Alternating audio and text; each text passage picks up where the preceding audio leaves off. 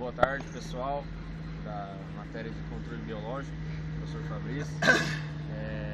Estamos aqui hoje para fazer uma prosa, tipo um feedback sobre o manejo integrado de pragas da cultura da cana-de-açúcar, com o nosso parceiro de serviço aqui da área de física do solo, manejo de conservação do solo, o Higino, engenheiro agrônomo Higino, que atua na usina Monte Verde, unidade de Ponta Porã. Ele é encarregado principalmente pela área de MIP, né? De cana-de-açúcar.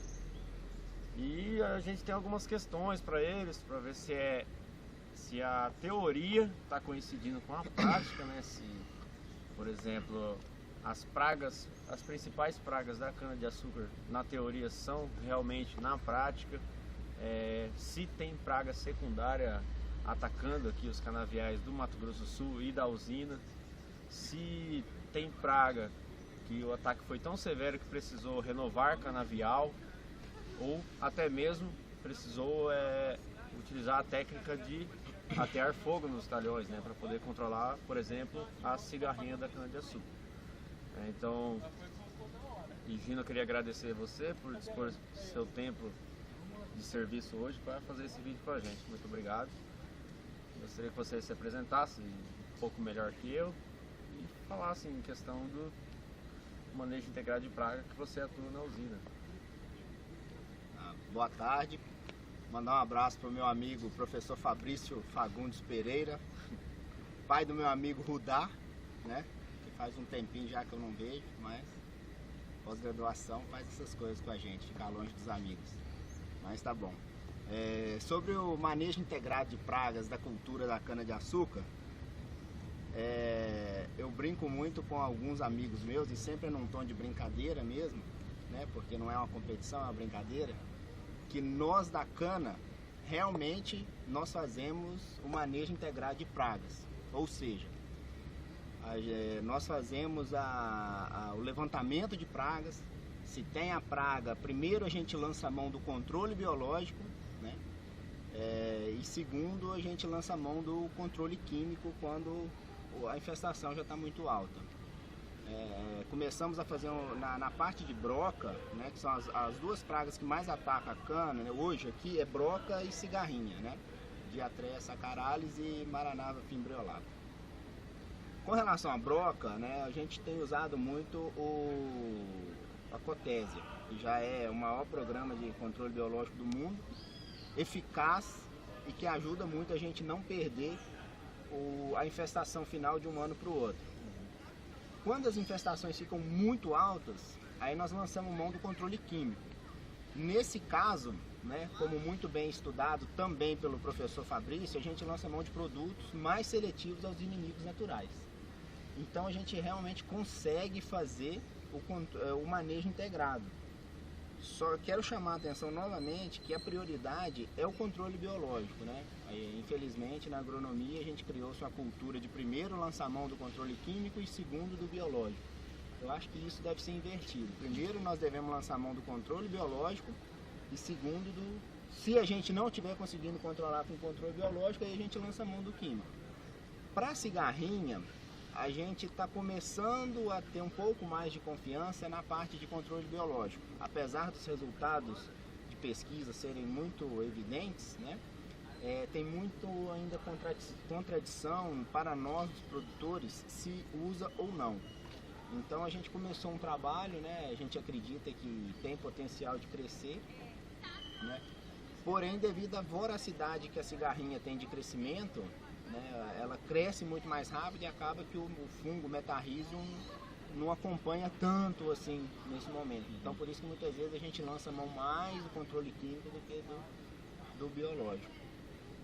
E vocês fazem associação a você aplicar só o controle biológico ou aplicar só o químico para controlar dependendo da população, né, a densidade populacional? Faz uma associação, o químico com um fungo, por exemplo, para o controle da cigarrinha? Ô Douglas, até o Samir fez um trabalho muito interessante, que foi até lá na usina, que mostra que a associação de meia dose do químico mais meia dose do biológico teve um resultado tão bom quanto só o químico, né? Então, assim, isso aí são coisas que a gente precisa, nós produtores precisamos começar a ter condições de maior confiabilidade nisso e começar a praticar mais também. Agora, o controle biológico da cigarrinha, por exemplo, ele sempre teve uma dificuldade, que foi o fungo, ou era aplicado pelo arroz, ou era aplicado você tinha que lavar o arroz e fazer a aplicação aérea dos esporos, né? Hoje já tem formulações mais adequadas, só que a base de óleo. Só que também a gente fica na dúvida, porque algumas pessoas dizem que essa formulação não é tão interessante assim, que acaba inibindo um pouco a ação do fungo. Então, o que acontece? Da parte de controle biológico de cigarrinha, a operacionalização do fungo é um pouco complicada, entendeu? Então, por isso que eu acho que não cresceu mais. Agora, na parte de broca, não. Isso aí a gente já está bem estabelecido com a Cotésia, só que, lógico, não tem como a gente fazer associação. Tem da seguinte maneira: você liberou Cotésia e ainda vem uma quantidade de broquinhas no palmito muito alta, aí a gente lança mão de controle químico para dar uma segurada, para a Cotésia dar uma recuperada, né?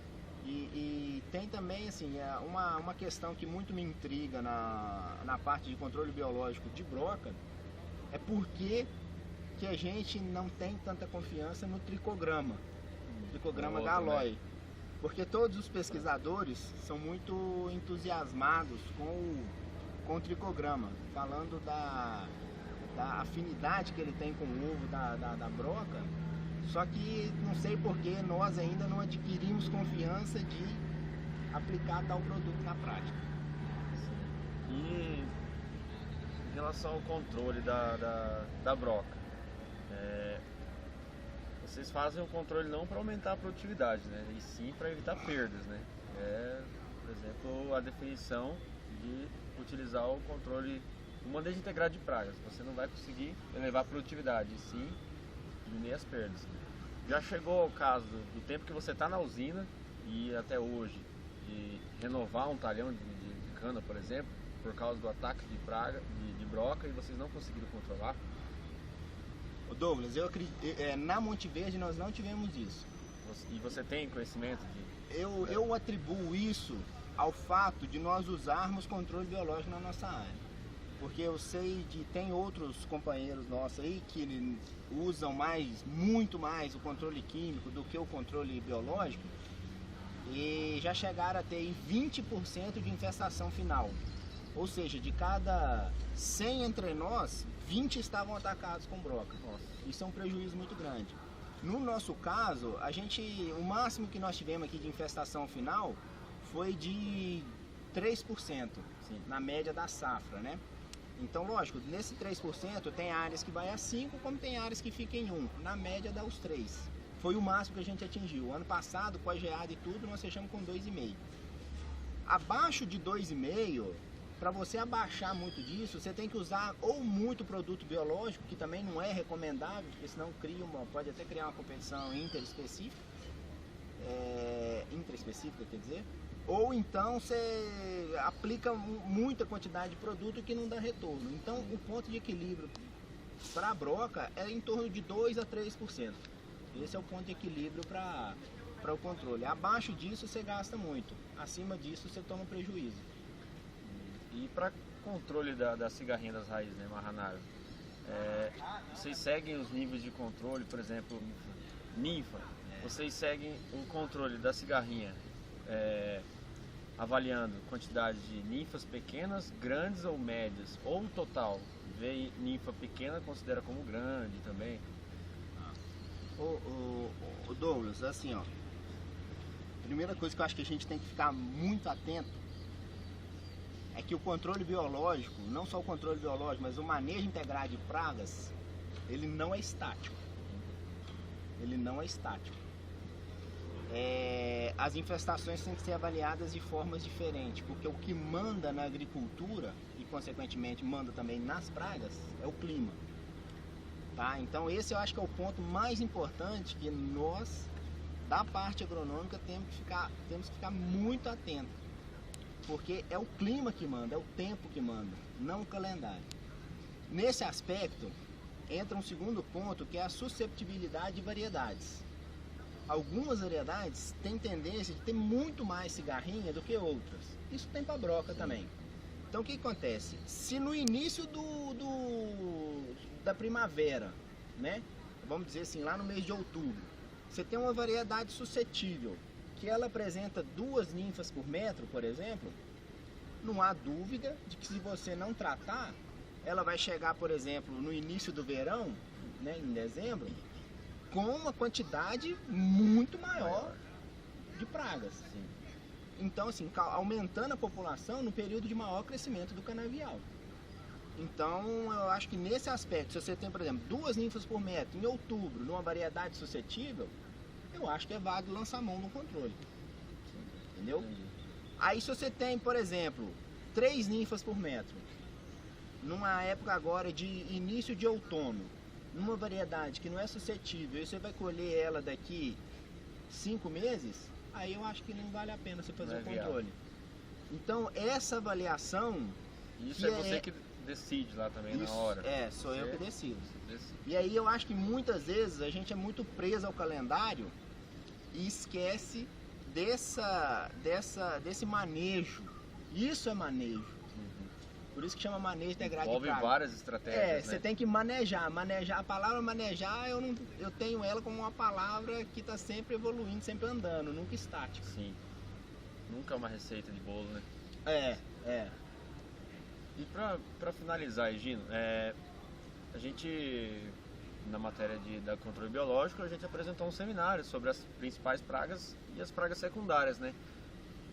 Há relatos aqui na unidade Monte Verde de alguma praga secundária, como por exemplo, lagarta elasmo, broca gigante, por exemplo. Acho que broca gigante já tem conhecimento, que aqui no Mato Grosso do Sul ainda não tem, né?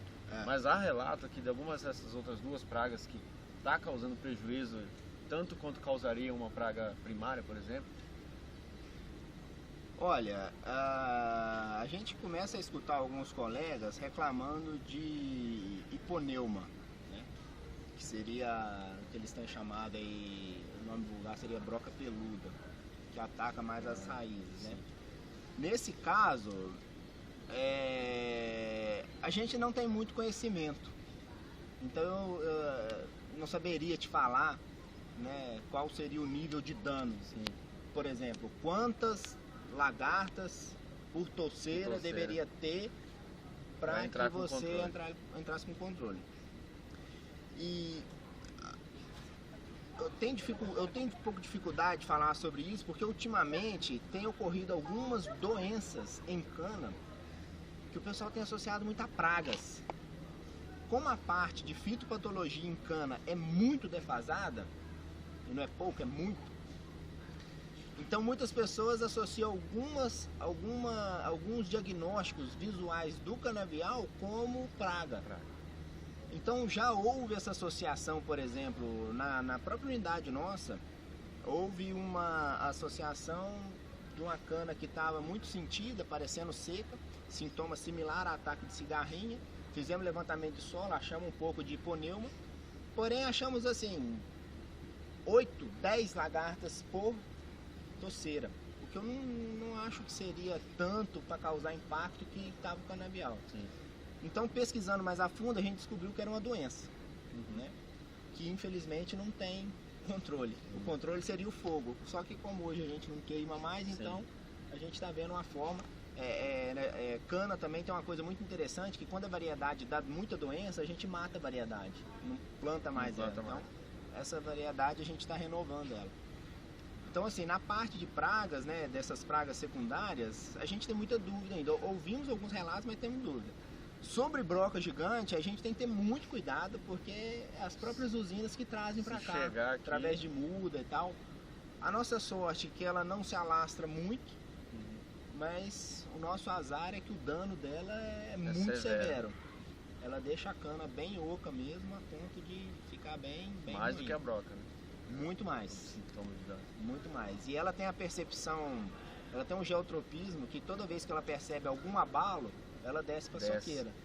Então é mais difícil ainda de controlar. E Gino, para finalizar, qual que é a sua perspectiva no setor sucroalcooleiro? A gente sabe que aqui no estado a gente sofre muito com imprevistos de geadas, né? Por exemplo, ano passado a geada foi tão forte que quantos por cento do canavial que chegou a queimar?